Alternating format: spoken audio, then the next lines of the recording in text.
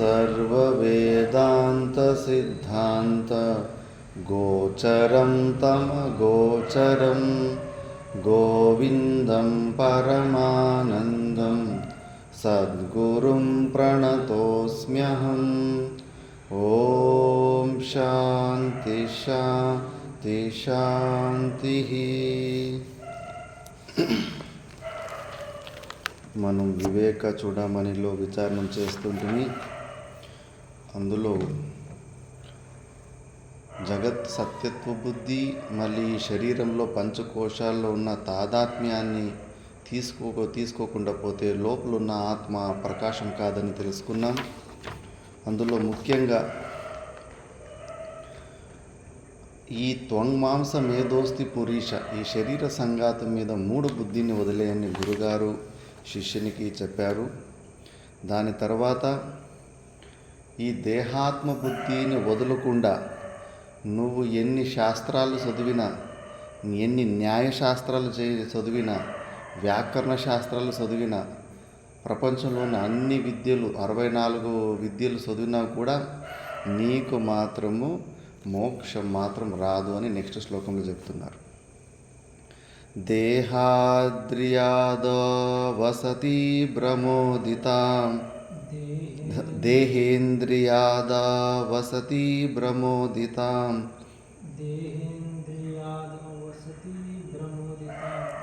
విద్వానహంతాం న జహాతి యావత్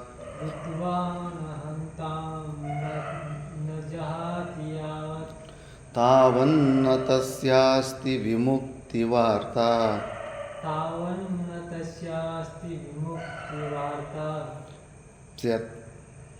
వార్తాపి అంటాలి. తావన్న తస్యాస్తి విముక్తవార్తాపి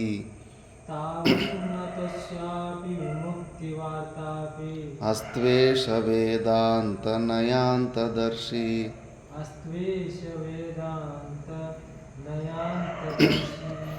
దేహేంద్రియాద వసతి భ్రమోదితాం విద్వానహంతాం న జహాతి యావత్ తావన్న తస్యాస్తి విముక్తివార్తాపి అస్త్వేష వేదాంత నయాంతదర్శి.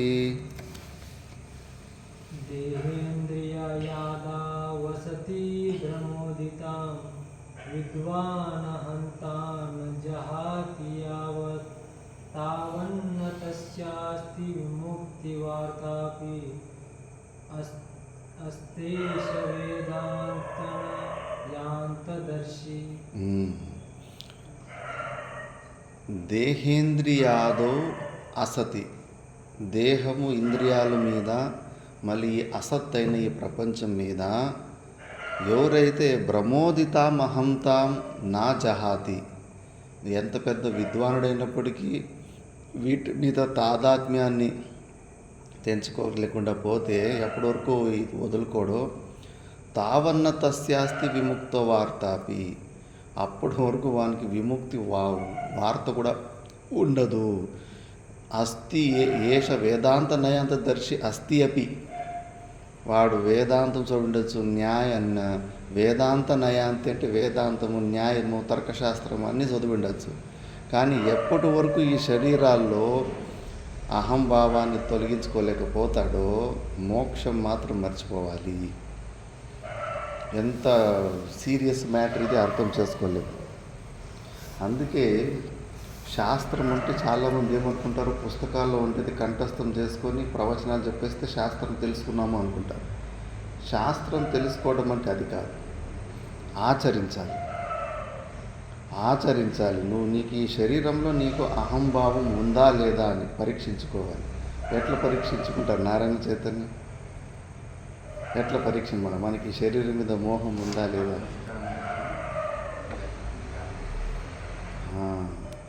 మరి ఎవరైనా తిట్టినప్పుడు ఇబ్బందులు పెట్టినప్పుడు దాన్నే అహంకారము తగ్గించుకోవాలంట. కానీ ఎవరన్నా మనసా వాచ కర్మన మనల్ని అటాక్ చేసినప్పుడు తాకుతుంది, లోపల ఇబ్బంది అవుతుంది, నొప్పి వేస్తుందంటే దేహాత్మ బుద్ధిని, అహంకారాన్ని ఇంకా వదిలిపెట్టలేదు. శరీరమే కదా, ఎవరన్నా కానీ బయట నుంచి ఈ శరీరాన్ని ఈ శరీరం వాళ్ళ కంటికి కనిపిస్తుంది. మన లోపల ఉన్న సచ్చిదానంద స్వరూపుడు ఎవరికన్నా కంటికి కనిపిస్తుందా? కనిపించదు. వాడికి కనిపించేది ఈ ఫిజికల్ బాడీ. మనలో ఉన్న సూక్ష్మ శరీరం కూడా వాడికి కనిపించదు. వాడి స్థూల శరీరాన్ని పాయింట్అవుట్ చేసి ఏదైనా అటాక్ చేస్తాడు. కానీ మనకు లోపల ఇబ్బంది కలుగుతూ ఉంటుంది. మరి ఏమది? ఈ శరీరంలోనే అహంభావం ఉంది. ఇక్కడ మెయిన్ ప్రాక్టికల్ దీన్ని అప్లై చేసుకోవాలా. మా గురువు మంచి ఉపదేశం చెప్పారు. నాయనా, ఈ మార్గానికి వచ్చిన తర్వాత తిట్లు తినే అలవాటు చేసుకోండి, అవమానాలు భరించే అలవాటు చేసుకోండి, తిరస్కారాలు భరించే అలవాటు చేసుకోండి. ఇవి కొత్త భోజనం. ఇవి అలవాటు చేసుకుంటే మనలో ఉన్న అహంకారము ఇదైపోతుంది. కారణము లేనిది కార్యం ఏమీ జరగదు.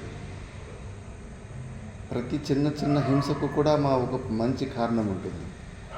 ఒకసారి ఒక సాధు అడవిలో కూర్చొని తపస్సు చేస్తూ ఉన్నాడు. పూర్వజన్మలో సాధుగా ఉంటాడు. ఒక చిన్న తప్పు చేసి ఉంటాడు. ఆ తప్పు వల్ల అది నెక్స్ట్ జన్మలో కూడా, పూర్వజన్మలో సాధు అంటే ఈ జన్మలో కూడా సాధుగానే పుట్టాడు.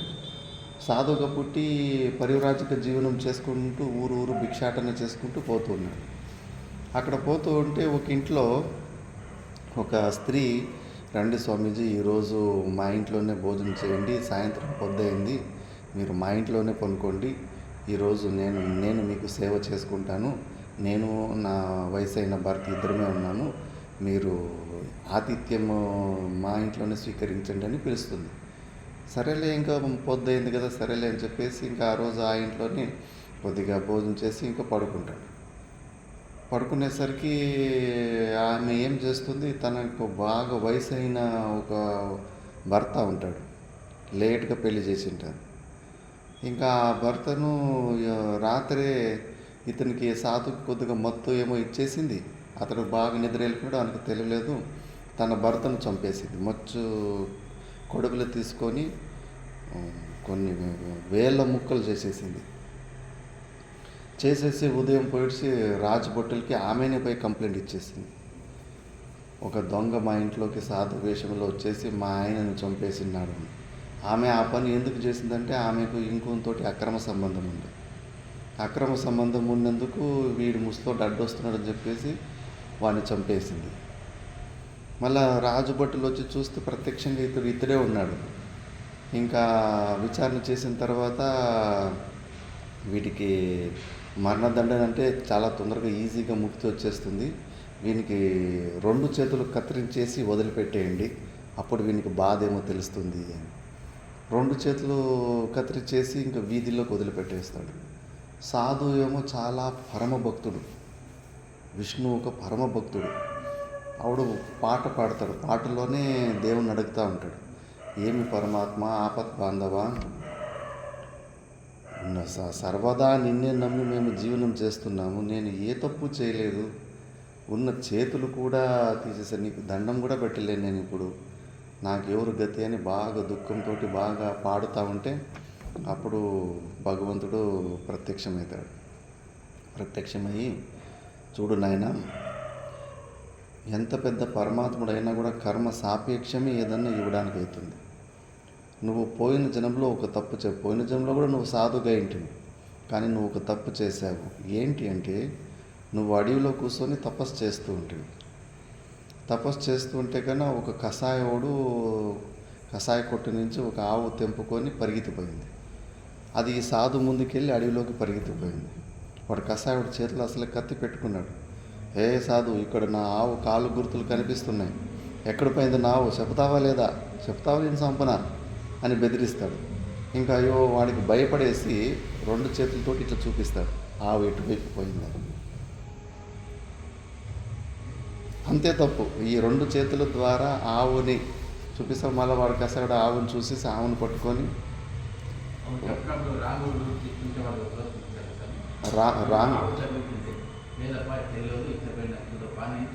మౌనంగా ఉండొచ్చుగా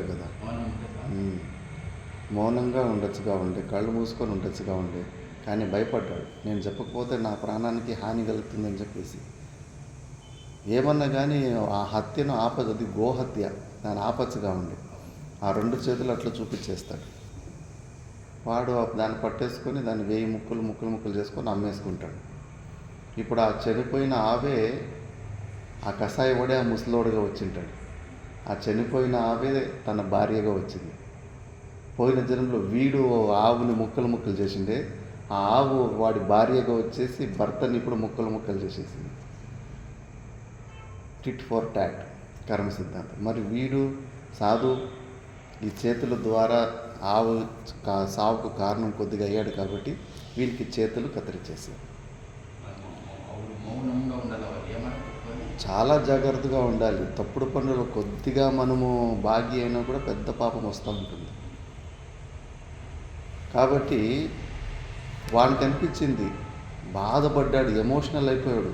నేను ఏ తప్పు చేయలేదు కదా, నాకు చేతులు ఎందుకు కత్తిరించారు అని.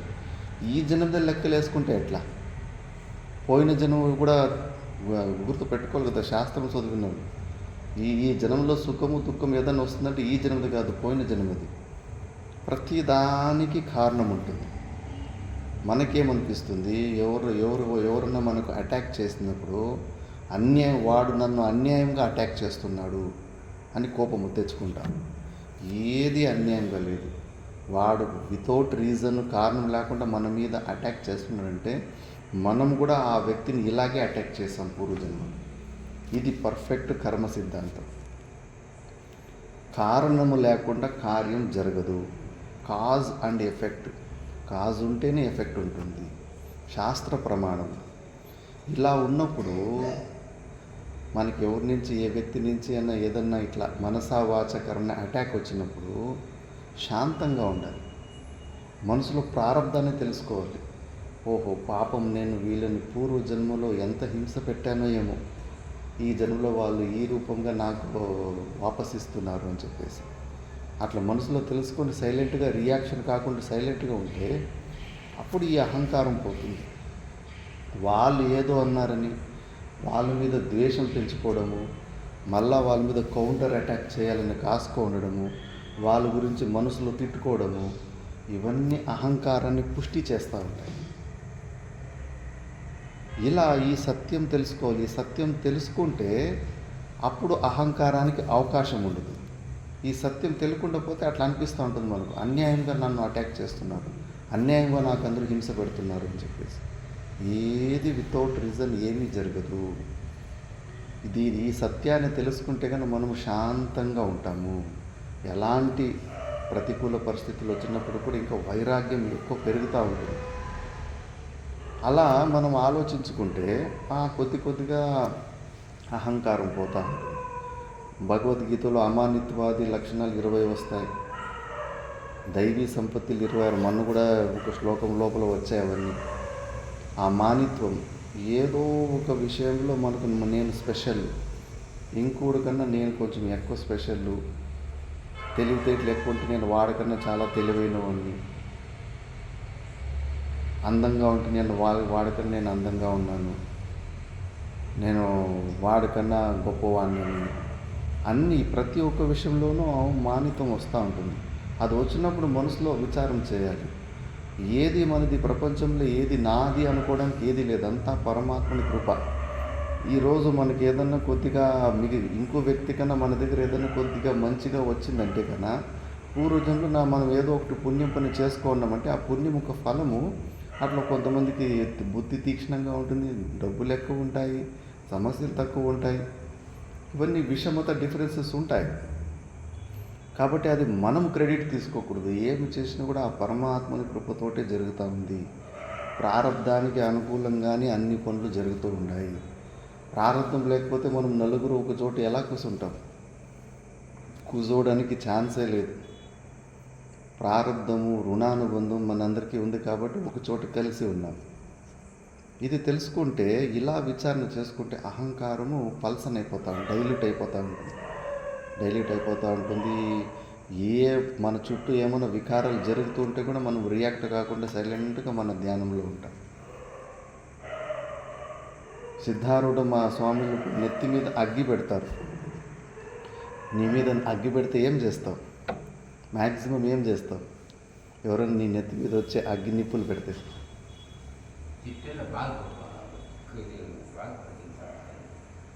అంటే ఫస్ట్ స్టెప్ ఏం చేస్తావు? చెయ్యి తీసుకొని దాన్ని పక్కకన్నా నూకేసుకుంటావు. ఆ ప్రయత్నం కూడా చేయలేదు సిద్ధార్థ స్వామీజీ. ఆ ప్రయత్నం కూడా చేయలేదు. సైలెంట్గా అలాగే కూర్చో ఉంటాడు. మళ్ళీ ఎవరో వేరే భక్తులు వచ్చేసి అయ్యో అని వాళ్ళు అప్పటికంతా ఎంటికలు చర్మము కాలిపోయి ఉంటుంది. ఆలోచించండి, నెత్తి మీద అగ్గి మంటతానే రియాక్షన్ ఇవ్వలేదు, మనం శబ్దాలకే రియాక్షన్ ఇచ్చేస్తాం. ఒక మాటకి షేక్ అయిపోతాం మనం. వాడు ఫిజికల్ అటాక్ అయితేనే కూడా ఎందుకు? ఈ శరీరమే నాదే కదా, ప్రారంధాన్ని అంత ప్రేమగా అంత సంపూర్ణంగా వదిలిపెట్టేస్తారు. ఏమి డిమాండింగ్ ఉండదు, మంచిది కానీ చెడుది కానీ ఏమన్నా అవుతూ ఉండదు ఈ శరీరానికి. అసలు వితౌట్ రెమెడీస్. దాన్నే అంత సహనం అంటే ఏంటి? సహనం సర్వదుఃఖానాం అప్రతీకారపూర్వకం చింతా విలాపరహితం సాతితీక్షా నిగద్యతే. అన్ని ప్రకారాల దుఃఖాలని సహించాలి. న్యూ ఎక్సర్సైజ్, దుఃఖాలని సహించాలి. కిక్ బాక్సింగ్ ప్లేయర్ ట్రైనింగ్ కోసం ఎంత దుఃఖము. రోజుకి 10,000 గుద్దులు గుద్దుతారు వాళ్ళు ట్రైనింగ్ కొట్టి కొట్టి కొట్టి. ఒక్కొక్క దెబ్బ కొడితే కానీ ఎముకలు ఇరిగిపోయేటట్టుగా ఫోర్స్ఫుల్గా కొడతా ఉంటారు. ఎంత దుఃఖాన్ని సహిస్తాడు. మనం కూడా అంతే. మనది కూడా బాక్సింగ్ ట్రైనింగ్, యుద్ధానికి ట్రైనింగ్. మరి పెద్ద యుద్ధానికి ట్రైనింగ్ అంటే కన్నా భగవంతుడు కూడా మన చుట్టూ ట్రైనర్స్ని పెట్టాడు. వాళ్ళు మనకు మాటలతోటి హింసలు పెడతా ఉంటారు. ఆ హింసలంతా మనము ఒక బాక్సర్ ట్రైనింగ్ లాగా ఎలా ప్రాక్టీస్ చేసుకుంటాడో, ఇంకా తిట్టండి, కమాన్, ఇంకా తిట్టండి తిట్టండి తిట్టండి అని చెప్పేసి ఇంకా అలవాటు చేసుకోవాలి. ఎవరైనా ఒకరోజు తిట్టుకుంటూ పోతే ఏంటి ఈరోజు నువ్వు నన్ను తిట్టుకుంటూ సైలెంట్గా ఉండవు, 4-5 మాటలు తిట్టు అనాలి. అట్లా అయిపోవాలి. అంత మైండ్ అంత స్ట్రాంగ్ అయిపోవాలి. అంత స్ట్రాంగ్ అయిపోయింది అనుకో, మళ్ళీ మన జుట్టు ఎవరికి దొరకదు. అహంకారం ఇట్లే డైల్యూట్ అవుతుంది ప్రాక్టికల్గా. గురువులు శిష్యుల్లో ఇదే అబ్జర్వ్ చేస్తూ ఉంటారు. ఎందుకంటే ఇది జడం, అన్నిటికీ ముందు వస్తుంది. ముందు కూడా వచ్చిండే మహావ్యాగ్రహ అని. ఈ అహంకారం అనే మహావ్యాగ్రం ఎక్కడ ఉంటుందో అక్కడ మాత్రం ఉండకండి అని చెప్పేసి. అన్ని అనర్థాలకి మూల కారణము అహంకారమే. ఈ శరీరం నేను అనుకోవడమే అన్ని అనర్థాలకి మూల కారణం. దీన్ని అలవాటు చేసుకోవాలి. ఫిజికల్గా ప్రాక్టికల్ అలవాటు చేసుకోవాలి. ఉపమన్యు మహాభారతంలో స్టోరీలు వచ్చాయి కదా, వినితలాగా మహాభారతంలో 3 స్టోరీలు. నువ్వు ఉంటూ అప్పుడు ఉంటివి కదా. ఉపమన్యు 3 శిష్యులు, గురువుకి ఒక 3 శిష్యులు ఉంటే దౌమ్య ఋషికి 3 శిష్యులు ఉంటారు. ఉపమన్యు 3 పేర్లు. వేద అని ఒకడు ఉంటాడు. వేద, ఉపమన్యు, ఇంకో 2 పేర్లు. ఉపమన్యుకి ఉద్దాలక అని పేరు వస్తుంది. రెండోడు ఇంకోటి ఉంటాడు. ఒక శిష్యుడికి రాత్రిపూట్ల పొలాలు ఉంటాయి, ఆశ్రమం గురుకులం. పొలము గెనిమి తెగిపోయి నీళ్ళు వేస్ట్ అయ్యి వెళ్ళిపోతూ ఉంటాయి. పోయి ఆ గెనుము కట్ట మట్టితోటి నీళ్ళు ఆపేసి రాపోరని పంపిస్తే అది చాలా వెడల్పైపోతుంది. ఒక పక్క మట్టి వేస్తూ ఉంటే ఇంకో పక్క నీళ్ళు వెళ్ళిపోతూ ఉంటాయి. ఇంకా అలసిపోయిసిందను ఆ గెనుముకి అడ్డం పడుకునేసి ఉంటాడు, తనే పడుకునేసి ఉంటాడు. ఇంకా ఏంటి వీడు సాయంత్రమైనా రాలేదని గురుగారి దగ్గరికి పోతే చూస్తే వాడి గెనుముకి అడ్డం పడుకునేసాడు. దానివల్ల వారిని భక్తికి మెచ్చేసి మళ్ళీ శిష్యుడు దానికి విద్యను ఇస్తుంటాడు. ఇంకొకనికి వాడి పేరు బాగుంది, శ్వేతకి అరుణి అని ఒక శిష్యుడు ఉంటాడు. ఈ శిష్యుడికి ఫస్ట్ గురుకులంలో చేర్చుకొని అసలు భోజనం గురించి అస్సలే మాట్లాడు. మరి ఎట్లా తినాలని చూస్తాడు. సరే గురుకులంకి రా, ఫస్ట్ ఆవులని మేపుకొని రావాలని పంపించుంటాడు. భోజనం గురించి అస్సలు మాటే మాట్లాడిండు. నువ్వు ఎక్కడ భోజనం చేయి, ఎట్లా తిను, ఏమి. సరే అని సాయంత్రం వస్తుంటే 4-5 రోజులు 3-4 రోజులు అయింది. బాగా మంచిగానే ఉంది శరీరం. అరే నేను వీడికి భోజనం గురించి నేనేమి చెప్పనే లేదు కదా. పిలిపించి ఏమ్రా నీ భోజన వ్యవస్థకి ఏం చేసుకుంటున్నావంటే, ఏముంది గురుగారు, బయట ఇళ్ళల్లో పై భిక్షాటన తీసుకొని తినేస్తున్నాను అన్న. అరే నీకు తెలీదా, భిక్ష ఎప్పుడో తీసుకుంటే కానీ ఫస్ట్ గురుగారి దగ్గరికి తీసుకురావాలి. గురుగారు తిని మిగిలింది నువ్వు తినాలి అంటే సరే అని నెక్స్ట్ డే నుంచి అలాగే చేస్తాడు. అట్లే ఒక వారం 10 రోజులు అంతా భిక్ష తీసుకొని వస్తే గురుగారికి వస్తే గురుగారు అసలు మిగిలించకుండా మొత్తం తినేస్తాడు, వానికి ఏమి మిగిలికుండా. మళ్ళీ ఒక వారం రోజు చూస్తే మళ్ళీ అలాగే లావుగా ఉంటాడు. మళ్ళీ గురుగారికి డౌట్ ఇచ్చేవరే, నువ్వు తెచ్చిచ్చిన భిక్ష అంతా నేనే తింటున్నాను, నువ్వు ఇంకా సన్నగా బక్కగా అవుతాలేవు, ఏం చేస్తున్నావు భోజనం కంటే కన్నా. ఏముంది గురుగారు, మీకు ఇచ్చిన తర్వాత పోయి ఇంకోసారి పోయి భిక్షాటన చేసుకుని మళ్ళీ తింటున్నా అన్నాడు. మరే తప్పు కదరా, ఒక్కసారి ఇంట్లో భిక్ష తీసుకున్న తర్వాత రెండోసారి పోకూడదు. మిగతా బ్రహ్మచారులు ఇప్పుడు ఒక ఇంట్లో ఒకరికో ఇద్దరికో ఎక్స్ట్రా చేసుకో ఉంటారు. నువ్వు నీ వంతు నీ గురువు వంతు తీసుకొని వచ్చేసిన తర్వాత మళ్ళీ ఇంకో విద్యార్థి వాళ్ళ గురువుకి వాడు తీసుకొని పోవాలి కదా. వాడి పొట్ట మీద కొట్టినట్లు కదా నువ్వు ఒకేసారి భిక్ష తీసుకోవాలి, మళ్ళీ తీసుకోకూడదని. సరే గురుగారు అంటాడు. సరే అని చూస్తే కన్నా మళ్ళీ వారం 10 రోజులైనా మళ్ళీ అలాగే బాగా పుష్టిగానే ఉన్నాడు, సన్నగా అవుతలేడు. ఏమ్రా నీ భోజన వ్యవస్థలు ఇంకేం చేసుకున్నారా అంటే, గురుగారు ఆవులు మేపుతున్నాను కదా, ఆవుల్లో ఆవు పాలు తాగేస్తున్నాను అంటాడు. ఒరే నువ్వు ఎంత నా పర్మిషన్ లేకుండా ఆశ్రమం ఆవు పాలు ఎందుకు తాగేస్తున్నావురా? లేదు నువ్వు అట్లా తాగకూడదు, అవి దూడల కోసం ఉండేది, దూడలు అన్నం అది, నువ్వు పాలు తాగకూడదు, దూడలది అది అని చెప్తాడు. సరే గురుగారు అంటే మళ్ళా చూస్తే మళ్ళా కూడా సన్నం అవుతలేడు. మళ్ళా గురుగారు కొన్ని రోజుల తర్వాత మరి ఇప్పుడేం భోజన వ్యవస్థ ఏం చేసుకున్నారు అంటే కానీ, ఏముంది గురుగారు, ఆ దూడలు తాగిన తర్వాత పొక్కలో నుంచి నొరగ వస్తుంది, బొరుగు వస్తుంది, అది కింద పడుతూ ఉంటే దాన్ని తింటున్నాను, దాంతో నా పొట్ట నిండిపోతుంది. అరే నీకు బుద్ధి ఉందా, అది దూడ స్టార్టింగ్లో ఫాస్ట్గా తాగేటప్పుడు సైడ్లో నుంచి కొన్ని పాలు నొర కిందకి వస్తుంది, పాలంతా తాగిన తర్వాత మళ్ళీ కింద పడిన నొర అదే నాకుతుంది, అది కూడా దాని భోజనమే, నువ్వు దాన్ని కూడా తీసుకోకూడదు అంటావు. ఇంకా సరే గురుగారు అంటాడు. మళ్ళీ పోయిట్సి అడవిలో పోయిట్సి ఇంకా ఆకులు, సన్న ఆకులు అవి ఇవి తినుకొని జీవిస్తూ ఉంటాడు. కానీ ఇప్పుడు చలికాలం వస్తుంది, చలికాలం తర్వాత ఆకులన్నీ రాలిపోతాయి, అన్ని ఆకులు రాలిపోతాయి, ఇంకా కొత్తగా చిగురు రావడానికి కొద్దిగా లేట్ అవుతుంది. ఆ సమయంలో ఈ జిల్లెడు చెట్టు ఆకు ఉంటుంది కదా, జిల్లెడు చెట్టు ఆకు ఉంటే కన్నా తెలియక అది కూడా ఏదో పచ్చగా ఉంది కదా అని చెప్పేసి దాన్ని తెంపి తినేటప్పుడు నోట్లే పోతే కూడా లోపల పొట్టలో పేగలు చుట్టేస్తుంది.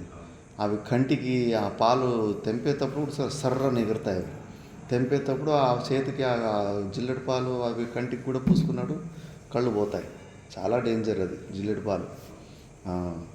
ఇంకా కళ్ళు కనిపిస్తలేదు, కళ్ళు కనిపించకుండా అక్కడ పాడు బావి ఒకటి ఉంటుంది, పాడు బావిలో ఇంకా పడిపోయి ఉంటాడు కిందకి. సాయంత్రం అయ్యేసరికి ఇంకా ఆవులు ఇంటి దోవ పట్టుకున్నాయి, ఆవులు వచ్చాయి, వీడు కనిపిస్తలేడు. గురుగారు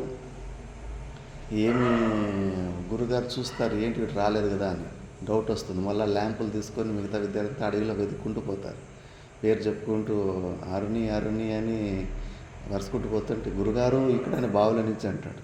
పైనుంచి చూస్తారు, ఒరే అక్కడెలా పడ్డావరా అంటే, ఏం చేద్దును గురుగారు, ఇట్లా ఆకులు తినుకొని జీవితం గడుపుతుంటే తెలియక అదేదో జిల్లెడాకు తినేసాను, దానివల్ల పొట్టలో కూడా పేగులు చుట్టేసాయి, కళ్ళు కూడా కనిపిస్తలేవు, ఇట్లా కింద పడిపోయాను గురుగారు అని. అప్పుడు గురుగారు చాలా ఖుషి పడిపోతాడు, అబ్బా వీడు నిజమైన శిష్యుడు. ఇప్పుడు ఈ కాలంలో అట్లుంటారు విద్యార్థులు, ఒక రొట్టె ఎక్కువ వేసి ఇంకో రొట్టె తక్కువ వేస్తే కన్నా గురుగారి మీదే అబ్బా చూడు గురుగారు పక్షపాతంగా ఉన్నారు. వానికి 2 రొట్టెలు వేసారు, నాకు 1 రొట్టె వేసారు. కొద్దిగా తేడాలు వస్తేనే గురువు మీద దోషాలు చూపించేస్తారు, వదిలిపెట్టేస్తారు. శ్రద్ధను పోగొట్టుకొని ఈ గురువు సరిలేదని చెప్పేసి వదిలిపెట్టి వెళ్ళిపోతారు. చిన్మయానంద మహారాజు వాళ్ళ గురువు దగ్గర, తపోవన్ మహారాజ్ దగ్గర ఉత్తరకాశీలో అక్కడ చదువుకుంటూ ఉంటాడు. 4 ఉంటారు శిష్యులు. ఆ చిన్న తపోవన్ మహారాజు చాలా స్ట్రిక్ట్. ఆయన చూస్తే ఉచ్చిపోసుకుంటాడు.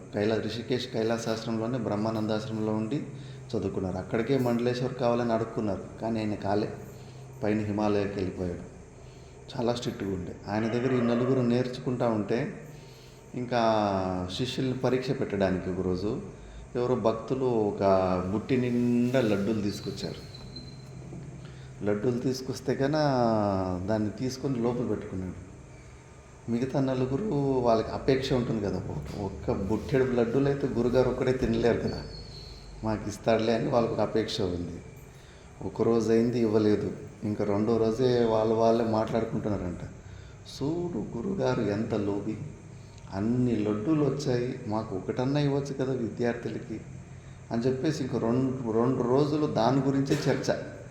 గురుగారు గురించి నకారాత్మకంగా మాట్లాడుకోండి, ఉన్న శ్రద్ధనంతా పోగొట్టుకొని ఇంకా వచ్చాయి. ఇలాంటి ఇలాంటి లోబీ గురు దగ్గర ఉంటే కన్నా మనకేమీ దొరకదు అని చెప్పేసి వదిలిపెట్టేసి వెళ్ళిపోతారంట. ఇంకా వాళ్ళు వెళ్ళిపోయిన తర్వాత తపోవన్ మహారాజు ఆ లడ్డూలన్నీ తీసి గంగా నదిలోకి పారేస్తాడంట. ఒక్కటి కూడా ముట్టుకొని లేదు ఆయన. ఇంక ఈ చిన్మయానంద మహారాజు మాత్రం ఆయన శ్రద్ధ పోగొట్టుకోలేదు. ఈయనకు తెలుసు, ఎందుకంటే తపోవన్ మహారాజు గురించి ఋషికేశ్లో శివానంద మహారాజు ముందే చెప్పి పంపించుంటాడు, ఆయన సామాన్యుడు కాదు, నీకు చాలా పరీక్షలు ఉంటాయి అంతే. అలాంటి పరీక్షల్లో గురువులు నిజమైన శిష్యుని పాకండి శిష్యుల్ని వేరు చేసేసి వదిలిపెట్టేస్తారు. కానీ ఈ శిష్యుడు వీనికి ఎన్ని విధాలుగా తిండి లేకుండా దొరకనీయకుండా చేస్తే కూడా గురువుల మీద శ్రద్ధను మాత్రం పోగొట్టుకోలేదు. ఇది శ్రద్ధ. బయట జరిగే ఎలాంటి ప్లస్ మైనస్లు కార్యాలు, ఎలాంటి ప్లస్ మైనస్ ఉన్నప్పటికీ కూడా ఆ గురు శ్రద్ధని ఒక్క క్షణం కూడా పోగొట్టుకోలేదు. అందుకే గురువులు బాగా సంతుష్టి అయిపోయి, ఒరే నాయన, నువ్వు అశ్విని దేవతలు స్తోత్రం నీకు చెప్పించింటి కదా, ఆ స్తోత్రాన్ని చెప్పు, నీకు కళ్ళు వచ్చేస్తాయంట. స్తోత్రాన్ని చెప్పిన తర్వాత కళ్ళు వచ్చిన తర్వాత పైకి వచ్చి మళ్ళా అతనికి మంచి జ్ఞానోదయం ఉపదేశం చేస్తాడు. అంత సహించాలి. ముముక్షులైన వాళ్ళు, సాధనలో ఉన్నోళ్ళు ఆ స్టోరీలు ఇవన్నీ జీవన్ముక్తి పురుషులు అనుభవించిన కష్టాలు చూస్తే ఏమీ మనం అనుభవించలేదు. మాతా మాణికేశ్వరమ్మకు రాళ్ళతోటి కొడితే ఎముకలు ఇరిగిపోయినాయి. మనల్ని ఎవరన్నా కొడుతున్నారు అట్లా? అమ్మ ఏమి మాట్లాడలేదు. ఇటువైపు నుంచి రాళ్ళతోటి కొడితే అటువైపు పోయేదంట, అటువైపు నుంచి రాళ్ళతోటి కొడితే ఇటువైపు వచ్చేదంట. ఇది అహంకారం లేనితనంలో చల్లని నిరిందన ఇవ అనలహ. అగ్గి సర్రను మండుతూ ఉంటుంది, కానీ అంత లాస్ట్లో అయిపోయినప్పుడు నిప్పులు మాత్రం ఉన్నప్పుడు ఎంత సైలెంట్గా ఉంటుంది, అంత శాంతంగా ఉంటాడు. ఎన్ని రోజులని ఈ శరీరంలో ఉన్న సమస్యలు, మన సమస్యలని అబద్ధమైన తప్పుడు పనులు చేస్తాం. చాలా తప్పుడు పని ఈ శరీరంలో ఉన్న నొప్పులు నా నొప్పులని స్వీకరించడం. ఛోటా మహారాజు ప్రారంధాన్ని ఎలా స్వీకరించారంటే, చెప్పాను కదా, ఎన్నోసార్లు చెప్పాను ఇది. ఆయన కొత్తగా బ్రహ్మచారిగా వచ్చినప్పుడు కైలాసాశ్రమంలో లోపల నుంచి గొల్లం పెట్టడం మర్చిపోయారు, కొత్త రూమ్ కట్టారు. కనీసం ఆయన రాత్రిపూట్ల గాలి విపరీతంగా వస్తుంది కైలాసాశ్రమంలో, అది హైట్లో ఉంది, ఇట్లా రోడ్డు మీదకి వెళ్ళి సర్రని టర్న్ అవుతుంది, విపరీతమైన చలి అవుతుంది.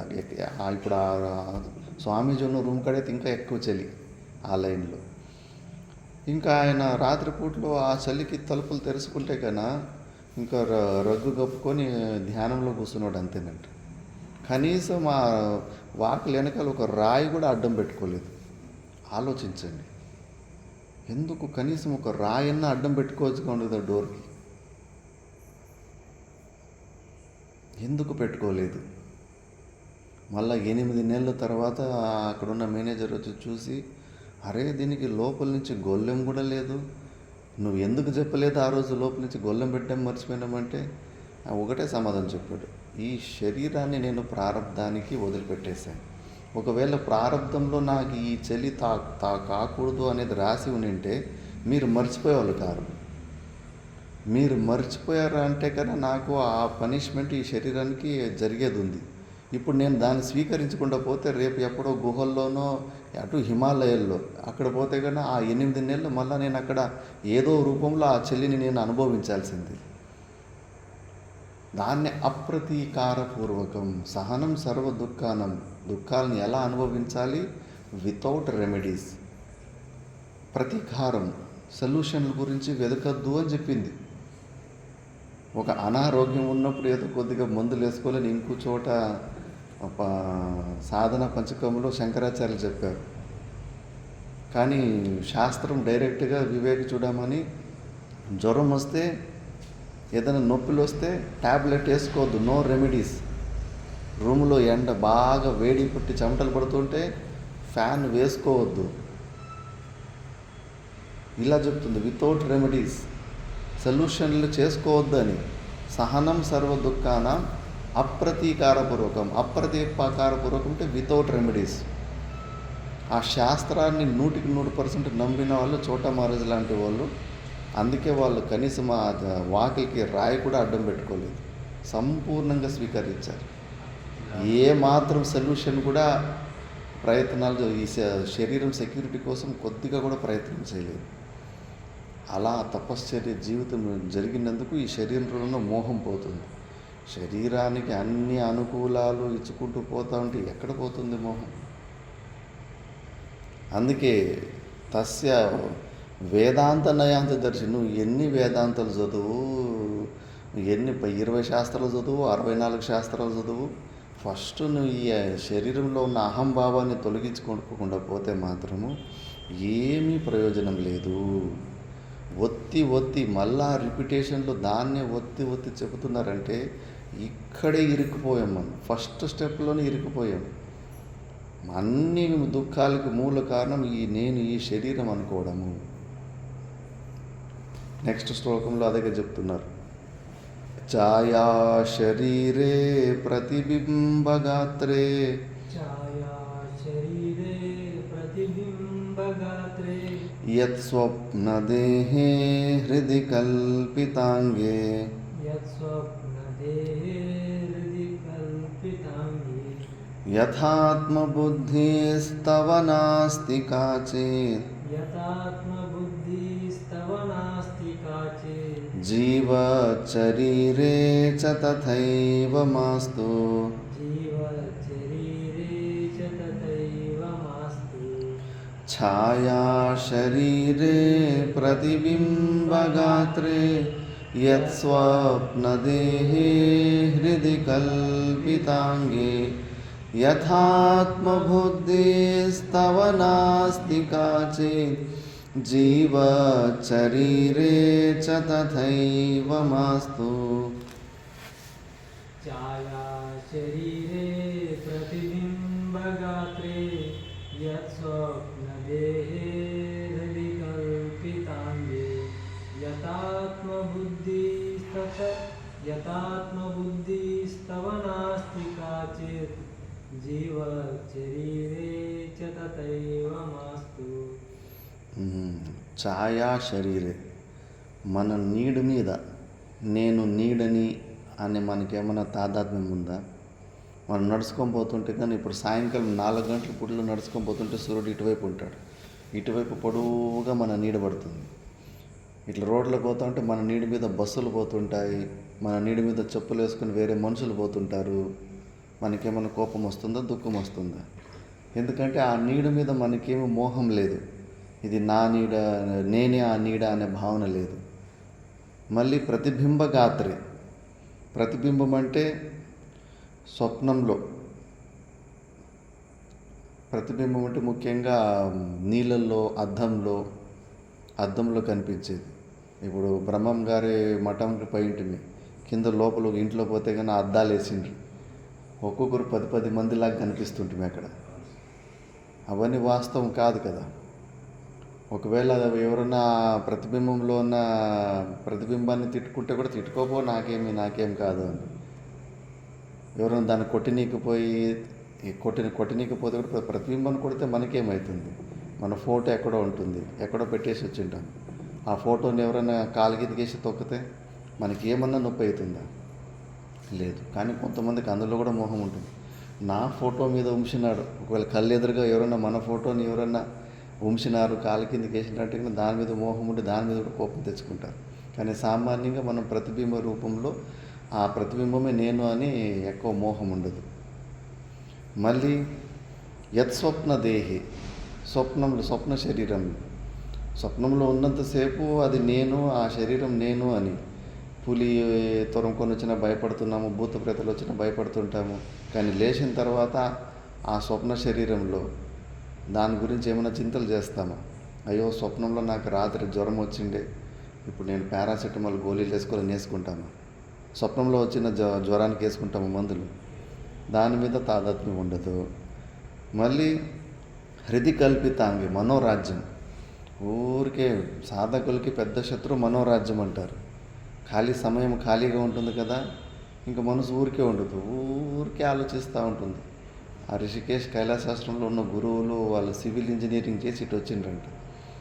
చేస్తే కన్నా నది ఒడ్డులో కూర్చుంటే ఇటువైపు ఒక కొండ, అటువైపు ఒక 2 కొండలు ఉన్నాయి. ఊరికి కూర్చొని మనసులో ఆలోచన వచ్చేదంట, ఈ కొండ మీద నుంచి ఆ కొండ మీదకి ఒక బ్రిడ్జ్ కట్టేయాలి. బ్రిడ్జ్ కట్టేసి ఎట్లా కట్టాలి? హ్యాంగింగ్ బ్రిడ్జ్ కట్టాలి. కింద నుంచి ఇంత పొడవుటి పిల్లర్లు ఈయనకి కష్టమవుతుంది, హ్యాంగింగ్ బ్రిడ్జ్ కట్టాలి. హ్యాంగింగ్ బ్రిడ్జ్ కావాలంటే ఇది డిస్టెన్స్ ఎంత ఉంటుంది? సుమారు ఒక 1/2 కిలోమీటర్ డిస్టెన్స్ ఉంటుంది. ఆ 1/2 కిలోమీటర్కి ఎంత ఐరన్ ఖర్చు వస్తుంది?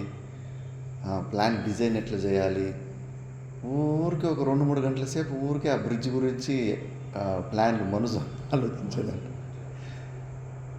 ఏమీ లేదు, పనిలేని మంగళోడు పిల్లి తలకాయ గోకినట్టు ఊరికే మనసు ఏదో ఒకటి ఆలోచిస్తూ ఉంటుంది. మనోరాజ్యం. ఆశా నామ నది మనోరథ జల అని. ఈ మనోరథ జలంలో ఈ సాధకులకి పెద్ద, గృహస్థులకి ఎక్కువ అవకాశం ఉండదు. వాళ్ళు ఏదో పని చేసుకుంటూ ఉంటారు, ఆ పని ఈ పని ఏదో ఒకటి పని చేసుకుంటారు. కాబట్టి వాళ్ళకు మనోరాజ్యానికి వాళ్ళ దగ్గర సమయం ఉండదు. ఈ అన్నీ వదిలిపెట్టేసి సాధన చేయాలని ఇల్లు వదిలిపెట్టి వచ్చిన వాళ్ళ దగ్గరికి ఇంకేమీ సరిగ్గా సాధనలో ఏదో జపమో ఏదైనా చేసుకున్నట్టే పర్వాలేదు. లేకుండా పోతే ఊరికే మనసులో మనోరాజ్యాలు అవుతూ ఉంటాయి. అందుకే ఆ దినచర్యని ఎట్లా సెట్ చేస్తారంటే 4 పాఠాలు లేదా జపము ఏదో ఒకటి, హారతి ఫుల్ ప్యాక్ అయిపోవాలి. ఉదయం 4 గంటలకు నిద్ర లేస్తే రాత్రి 10 గంటల వరకు, 4 నుంచి 10 గంటల వరకు మన దినచర్య ఫుల్ టైట్ ఉండాలి. వేరే మనసుకు వేరే దాని గురించి ఆలోచించడానికి అవకాశం కూడా ఇవ్వకూడదు. అలా మన దినచర్యని మనం కొన్ని రోజులు మెయింటైన్ చేస్తే ప్రపంచాన్ని మర్చిపోతాం. లేదంటే కానీ ఇలాంటి మనోరాజ్యాలు వస్తుంటాయి. కానీ మనోరాజ్యాల్లో అక్కడ కూడా ఒక శరీరము ఊహించుకొని అందులో ఫస్ట్ ₹1,00,00,000 చాలని మనోరాజ్యం చేసుకుంటాం. ఆలోచన చేస్తూ ఆ ₹1,00,00,000 ఏమేమి చేయాలని కూడా అన్ని ప్లాన్లు, ఇల్లు కట్టాలి, అది కట్టాలి, బిజినెస్ చేయాలని, మళ్ళీ ఆ ₹1,00,00,000 తక్కువ వస్తాయి. ఆలోచనలో కూడా మళ్ళీ లేదు 1 కోట్లు కాదు 2 కోట్లు అయితే సరిపోతుందని మళ్ళీ ఆ 2 కోట్ల నుంచి మళ్ళీ అంత మనోరాజ్యం. అది 2 కోట్లు కూడా ఆగదు, అది మళ్ళీ 5 కోట్లు అవుతుంది, 5 కోట్లు 10 కోట్లు అవుతుంది, మళ్ళీ 100 కోట్లు అవుతుంది. ఊహల్లో కూడా అసలు ఆ బ్రేకే పడదు. ఊహించుకొని మళ్ళీ పెద్ద పోస్ట్, ప్రధానమంత్రి పోస్ట్ దాకా ఆలోచించేస్తాం. లేదు ప్రధానమంత్రి అయిపోవాలి, ప్రధానమంత్రి గారు ఇడీ ప్రపంచానికి చక్రవర్తి అయిపోవాలి. ఇంకా అప్పటికి 4-5 గంటలు అయిపోయింటాయి, టైం వేస్ట్ అయిపోయింటుంది మనోరాజ్యం. అక్కడ కూడా ఒక శరీరాన్ని ఊహించుకో ఉంటాం. ఆ మనోరాజ్యంలో ఊహించుకున్న శరీరంలో కూడా తాదాత్మ్యం ఉండదు. తర్వాత వాపసు వచ్చిన తర్వాత ఊరికే టైం వేస్ట్, పని లేకుండా ఆలోచిస్తూ ఉంటాయి. అక్కడ కూడా ఆ శరీరం మీద కూడా మనకు అదే నా ఆత్మబుద్ధి లేదు. యథా ఆత్మబుద్ధి నాస్తి తవ కాచిత్. ఇన్ని ప్రకారాల్లో నీడలో నీకు ఆత్మబుద్ధి, అదే నేను అనే బుద్ధి లేదు. ప్రతిబింబంలో అద్దంలో కనిపించే ఆ చిత్రము, దాని మీద కూడా నీకు ఆత్మబుద్ధి లేదు. స్వప్న దేహంలో నీకు ఆత్మబుద్ధి లేదు. మనోరాజ్యంలో కల్పితమైన శరీరంలో కూడా నీకు ఆత్మబుద్ధి లేదు. ఎలా లేదో అలాగే జీవచ్చరీరేచ తథైవ మాస్తు. అలాగే ఈ శరీరాన్ని, స్థూల శరీరం, జాగ్రత్త అవస్థలోని స్థూల శరీరం మీద కూడా ఆత్మబుద్ధిని పెట్టుకోవద్దు. అన్ని ప్రకారాల శరీరాలతో నువ్వు ఎక్కడ అది నేను అని అనుకోలేదు. ఈ శరీరాన్ని మాత్రం ఎందుకు నేను అనుకుంటున్నావు? దీన్ని కూడా నేను అనుకోవద్దు. ఆ నీడలాగానే దీన్ని కూడా వదిలిపెట్టేసిటి. అలవాటు చేసుకుంటే వదలడం అవుతుంది. రోజుకి 10 తిట్లు 20 తిట్లు తినే అలవాట్లు చేసుకోవాలి, అవమానాలు కష్టాలు అనుభవించే అలవాట్లు చేసుకోవాలి. అప్పుడు సైలెంట్గా ఉంటే అలా ప్రతికూల పరిస్థితుల్లో అహంకారం చచ్చిపోతుంది. లేదు, వాడు ఏమనుకున్నాడు, నేనంటే ఏమనుకున్నావు, నువ్వు ఎట్లా అంటివి, నువ్వు నన్ను నేనంటే ఏమనుకున్నావు, నేను అట్లా బతికినా, నేను ఇట్లా బతికినా, నేను అలాంటి వాడిని ఇలాంటి వాడిని అని మనసులో వచ్చినాయనుకో, ఇంకా అహంకారం బుసగొడతా ఉంది అని. విద్యారణ్య స్వామీజీలు అయితే కన్నా ధిక్కారాది భవం, ఎవరన్నా మనల్ని ధిక్కారం చేస్తుంటారు, తిరస్కారం చేస్తూ ఉంటారు, అవమానం చేస్తుంటే ఆ దుఃఖాన్ని ఎలా భరించాలంటే తద్యోగ్యతా భావనాత్, ధిక్కారానికి యోగ్యమైనదే కదా ఈ శరీరం. ఏముంది ఇందులో పొగడ్డానికి, అంత రక్తము మాంసము, దాన్ని విడివిడిగా తీసి నీ చేతులోకి ఇస్తే అసలు ముట్టుకోవు. ఎవరికన్నా చేతిలో ఇక్కడ పగుళ్ళు వచ్చేసి రక్తం కారిందంటే కన్నా మళ్ళీ వాడి చేతిలో అన్నం వడ్డిస్తే తింటామా? చేతిలో రక్తము వానికి ఇక్కడ ఏదో చాకుతోటి కత్తిరించుకొని ఏదో కట్టించుకొని వాడి చేతిలో రక్తం కారుతుంది, అదే చేతితోటి వాడు అన్నం వడ్డిస్తే తింటామా? అసహించుకోము. పోనీ మాంసము కొద్దిగా మెత్తుకుంటుంది చేతికి, ఆ మాంసం చేతిలో మెత్తుకున్న మాంసంతో అన్నం వడ్డిస్తే తింటామా? పోనీ శరీరంలో ఉన్న మలమూత్రాలు చేతికి అంటుకుంటే కానీ అలాగే వడ్డించేస్తే తింటామా? మరి ఈ శరీరంలో ఏ పార్టు, పోనీ ఎంట్రికలు పడితే తింటామా? ఏ పార్టు సరిగ్గా లేదు, అంత గలీజు ఈ శరీరం. మరి ఇంత గలీజైన శరీరంలో ఎందుకు నేను ఈ శరీరం నాది అని మోహం. అందుకే దీని మీద మోహాన్ని వదిలిపెట్టేసిడి అని చెప్పేసి జీవశరీరేచ తథైవ మాస్తు. అలాగే ఈ శరీరాన్ని కూడా నువ్వు నేను అని అనుకోవద్దు, వదిలిపెట్టే, నీడని వదిలిపెట్టినట్లు ఈ శరీరం మీద కూడా ఉన్న మోహాన్ని వదిలిపెట్టేసి. ప్రారంధం ఉన్నంతసేపు వీళ్ళు ఫుట్బాల్ ఆడుకుంటారు, ప్రారంధం ఖతం అయిపోతే కానీ కేల్ ఖతం దుకాన్ బంద్, అంతే. అందుకే నెక్స్ట్ శ్లోకంలోని అన్నమయ కోశం ఉపసంజీర్షు సర్వానర్థకరి దేహాత్మదీహి త్యాజ్య ఇత్యాహ దేహాత్మదీరితి. అన్ని అనర్థాలకి మూల కారణం ఈ శరీరం నేను అనుకోవడం వల్ల దాన్ని ఉపసంహారం చేస్తున్నాడు. దేహాత్మధీరే వర్ణినామ సిద్ధియాం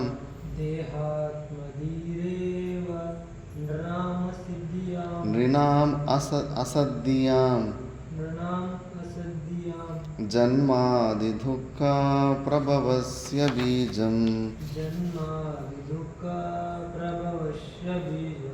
యతస్తతస్త్వం జహితాం ప్రయత్నాత్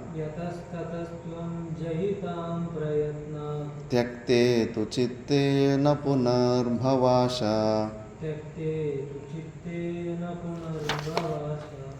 దేహాత్మధీరే వర్ణినామసద్ధియాం జన్మాధి దుఃఖ ప్రభవస్య బీజం యతస్తతస్త్వం జహితాం ప్రయత్నాత్ త్యక్తే తు చిత్తేన పునర్భవాశ.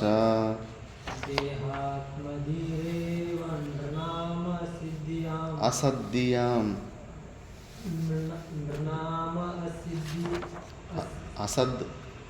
అసద్ధియాం దేహాత్మధీరేవ నృణామ అసద్ధియాం జన్మాది దుఃఖ ప్రభవస్య బీజం యతస్తత్వం జహితాం ప్రయత్నాత్ త్యక్తే తు చిత్తేన పునర్భవాశ. హే శిష్యుడా, ఈ దేహాత్మబుద్ధి, ఈ దేహంలో నువ్వు ఆత్మబుద్ధి పెట్టుకున్నావు కదా, మనసులోనే, ఎక్కడా కాదు. ఈ శరీరం నేనని మనం ఎక్కడ అనుకుంటున్నాం, మనసు బుద్ధుల్లోనే అనుకుంటున్నాం. అక్కడ నువ్వు అనుకుంటున్నావు కదా, అసద్ధియా జన్మాది దుఃఖ ప్రభవస్య బీజం, ఇదే జన్మాది దుఃఖాలకి మూల బీజం నాయనా ఈ దేహాత్మ బుద్ధి. యతస్తతస్త్వం జహితాం ప్రయత్నాత్, అందుకే నువ్వు కొంచెము ఎక్కువ ప్రయత్నం చేసి ఎఫర్ట్ వేసి మరి నువ్వు దాన్ని తొలగించుకో. త్యక్తేతు చిత్తేన పునర్భవాశ, నువ్వు చిత్తంలో నుంచి దాన్ని, ఆ స్మరణాన్ని, నేను ఈ శరీరాన్ని అనే స్మరణాన్ని వదిలిపెట్టేసినావు అనుకో, మళ్ళీ నువ్వు ఇంకోసారి జన్మకు వచ్చే అవకాశం ఉండదు. ఎన్నోసార్లు మనము ఈ శరీరానికన్నా పైనకి ఎలివేట్ అయిపోయి ఉంటాం, మైండ్ ఓవర్ బాడీ అని చెప్పేసి.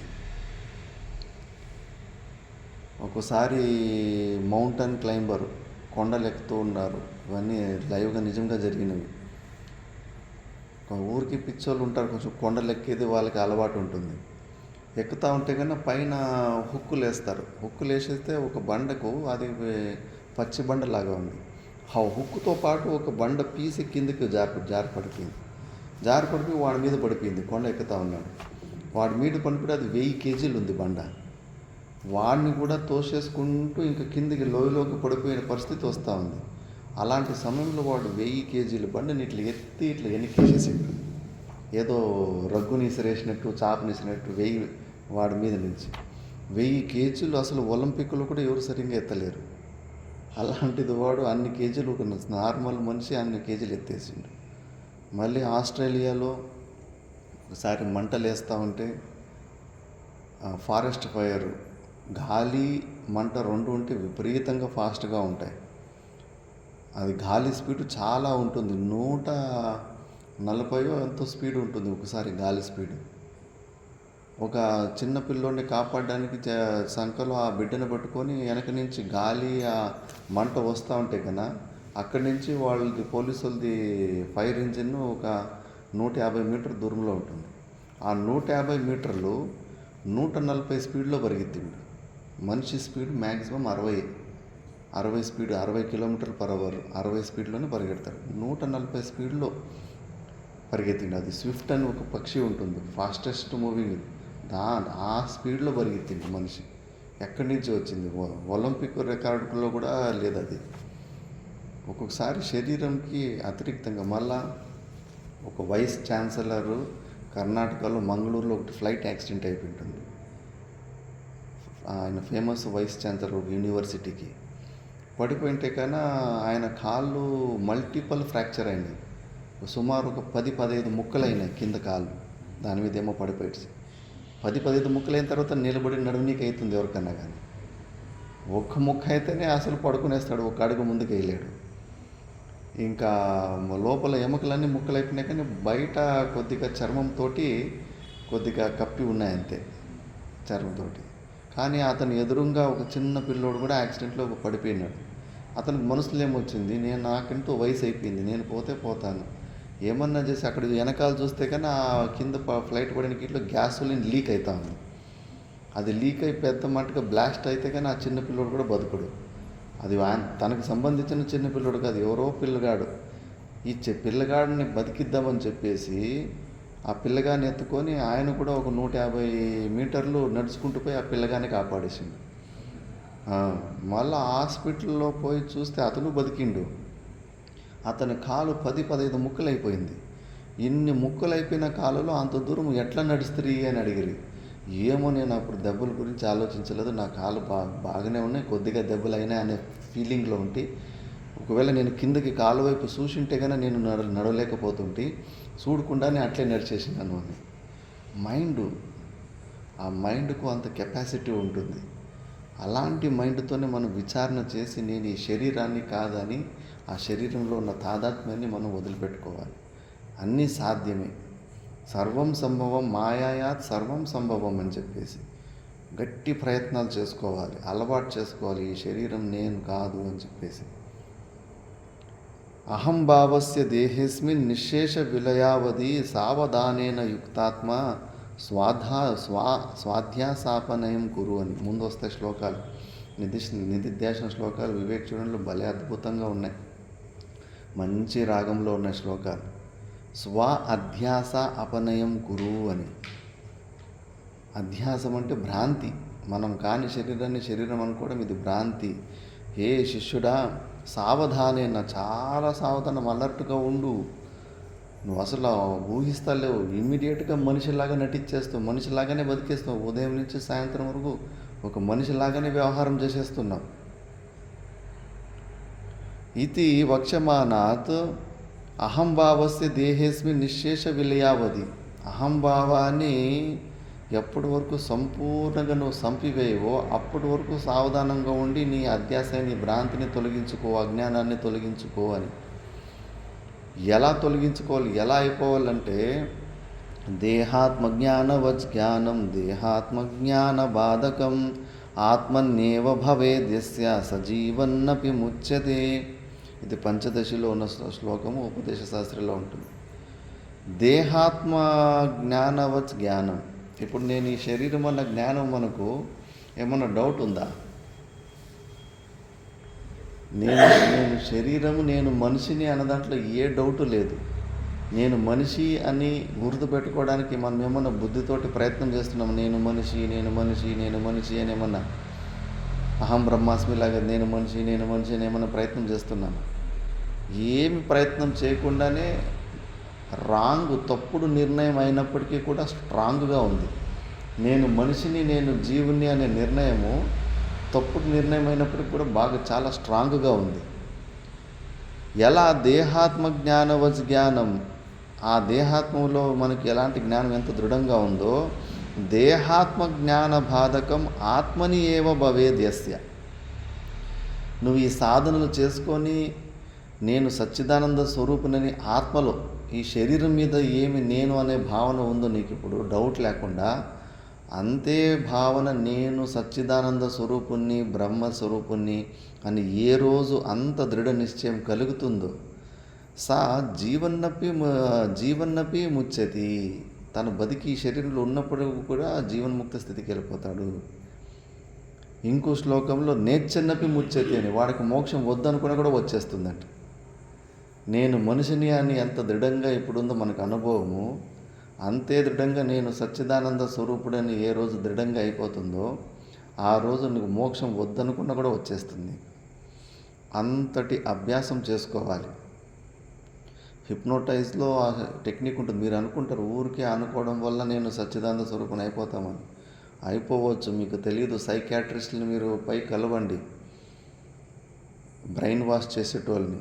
ఇప్పుడు కూడా జరుగుతూ ఉంటుంది. వశీకరణాలు చేసేటోళ్ళని వాళ్ళు పండబెట్టేసి బ్రూ మధ్యలో కొన్ని చక్రాలు తిప్పేసి నువ్వు ఏం నేర్పిస్తే అదే నేను అనుకుంటారు. చూడు, నువ్వు ఇప్పుడు ఫలానా వ్యక్తివి కాదు, నువ్వు ఇలాంటి వ్యక్తివి అని నీ పేరు కాకుండా వేరే పేరు చెప్పేస్తారు. దాన్ని మళ్ళా చెప్పి, చూడు ఇప్పుడు నీ చేతికి మేము గన్ ఇస్తున్నాము, నువ్వు ఫలానా వ్యక్తినిపై కాల్ చేయాలి అని వాళ్ళ తల్లిదండ్రులు కూడా రివర్స్ చేసేస్తారు వశీకరణం చేసే సైకాట్రిస్టుల దగ్గర. హిప్నోటిజంలో ఆ టెక్నిక్ ఉంది. అది మనసుకు మనం ఎలా స్ట్రాంగ్గా మనం ఎలా తిప్పుతామో అది అలాగే జీవించేస్తూ ఉంటుంది. అందుకే ఆ మనసుని గురువులకి శాస్త్రంకి అధీనంలో ఉన్నప్పుడు రోజు దానికి హిప్నోటైజ్ చేస్తూ ఉంటారు. నువ్వు సచ్చిదానంద స్వరూపుడివి, నువ్వు ఈ శరీరానివి కాదు అని. ఆ రిపిటేషన్కి విన్నది మళ్ళీసారి విని విని విని విని విని విని ఒక్కసారి అదే అయిపోతాం మనం. ఎక్కువ రిపిటేషన్ చేసుకుంటా ఉంటే అదే అయిపోతాం మనం. కాబట్టి ఇదే ప్రాసెస్. ఇది తప్పితే ఇంకా మనకి వేరే మనం అనుకున్నంత రీహిప్నోటైజ్ ప్రాసెస్లో ఉన్నాం. మనసు బుద్ధులు ఉన్నంతసేపు నేను సచ్చిదానంద స్వరూపుని, నేను ఈ శరీరాన్ని కాదని కొన్ని రోజులు ప్రాక్టీస్ చేసుకోవాలి. దృఢంగా నిశ్చయం వచ్చిందంటే కనుక మళ్ళీ నన్ను గుర్తు తెచ్చుకోవాల్సిన అవసరం లేదు. వాడు మళ్ళీ మనసు బుద్ధుల సర్టిఫికెట్ కోసం వెయిట్ చేయడు. కానీ మనం మనసు బుద్ధుల సర్టిఫికెట్ కోసం వెయిట్ చేస్తున్నాం కదా. జనక మహారాజు నదిలో ఒడ్డులో కూర్చొని సోహం సోహం సోహం అంటుంటాడు. పక్కలో వాళ్ళ గురువు అష్టాకరు నేను మనిషి అంటూ ఉంటాడు. కోపం వస్తుంది. ఎందుకు డిస్టర్బ్ చేస్తున్నావు నువ్వు నన్ను? ఏంటి నువ్వు మాత్రం సోహం సోహం అన్నచ్చా? ఈ నది ఏమన్నా నీ సొంతమా? నువ్వు సోహం సోహం అంటే రాజును కాదయ్యా, నేను మనిషి అని తెలుసుకోవడానికి అవసరం ఏముంది? అది నువ్వు ఆల్రెడీ అయి ఉన్నావు కదా. నీకేం డౌట్ ఉందా దాని విషయంలో నువ్వు మనిషి కాదా అని? మరి నువ్వు సోహం సహా అయ్యం అంటే నేను ఆ సచ్చిదానంద స్వరూపుడు అని అంటున్నావు కదా. మరి నువ్వు సచ్చిదానంద స్వరూపుడు అని నీకు ఎందుకు డౌట్ ఉంది? నీకు కూడా డౌట్ ఉండదు కదా. నీకు డౌట్ లేకపోతే నువ్వు కూడా సైలెంట్గా మళ్ళీ అందులోనే జీవించవచ్చు కదా. కానీ ఎందుకు వరులుతున్నావు సోహం సోహం అహం బ్రహ్మాస్మి అని? నువ్వు ప్రయత్నాలు చేస్తున్నావు కాబట్టి నీకు ఇంకా అజ్ఞానం ఉంది అని చెప్పేసి. నువ్వు ఆల్రెడీ ఆ సచ్చిదానంద స్వరూపుడు అయి ఉన్నావు. ఈ మనసు బుద్ధులు ఇచ్చే సర్టిఫికేట్ కోసం నువ్వు వెయిట్ చేయకు. ఎవరు మనకు నిర్ణయాలు ఇవ్వడానికి? వీటికి కూడా మనము తండ్రి లాంటి వాళ్ళు. మన నుంచి పుట్టిందే మన మనసు బుద్ధి. అది వచ్చి మనకు చెప్పాలన్నా నువ్వు సచ్చిదానంద స్వరూపుడివి అని చెప్పేసి. మనం వాటికి గులాములం అయిపోయాం కాబట్టి వాటి సర్టిఫికేట్ కోసం వెయిట్ చేస్తున్నాం కాబట్టి మనం నేను అహం బ్రహ్మాస్మి అని అనుకుంటా ఉండాలి. లేదు నువ్వు దృఢంగా నిశ్చయం అయిపోయిందంటే కన్నా నువ్వు ఆ ప్రయత్నం చేయాల్సిన అవసరం లేదు. సైలెంట్గా ఇంకా నిర్వికల్ప సమాధి స్థితికి వెళ్ళిపోతావు. కాబట్టి నీ నిశ్చయము ఈ శ్రవణ మనన నిధిధ్యాసనము ఏ రేంజ్లో చేయాలంటే నీకు ఒక్క బ్రహ్మాకార వృత్తి తప్పితే కానీ ఇంక వేరే వృత్తులు రాకూడదు. ఈ సత్సంగం లేకపోతే కన్నా ఇమ్మీడియట్గా నేను మనిషిని, నేను జీవుని అనే భావం ఆటోమేటిక్ మోడ్లో ఉంటుంది. ఈ కొత్త అలవాటు ఇది కావాలి. ఈ కొత్త అలవాటు కొత్తగా ఇది కొన్ని అయిన తర్వాత మళ్ళా సింగిల్ థాట్కి వస్తుంది. అన్ని వృత్తుల నుంచి ఒక సింగిల్ వృత్తి, లాస్ట్ వృత్తి బ్రహ్మాకార వృత్తిలో వచ్చి నిలుస్తుంది మనసు. కాబట్టి ఇలా అన్నమయ కోశం మీద మనము మోహం తెంచుకొని మన స్వరూపంలోనే నిలబడాలని చెప్పారు. దాని గురించి డేంజర్ మూలం కాబట్టి ఒత్తి చెప్పారు. నెక్స్ట్ ఇంకా అన్నమయం నిరూప్య తతః అనంతరం ప్రాణమయం శ్రౌతకర్మేణ అనాత్మానం నిరూపయతి కర్మేంద్రియై ఇత్యాదినా ద్వాభ్యాం. ఇది రేపు చేద్దాం. రేపు ఉదయం దీని గురించి చేద్దాం. ఇంకా రేపు ఇప్పుడు ఫోన్ వస్తుంది. ఫోన్ వచ్చిన తర్వాత చూద్దాం.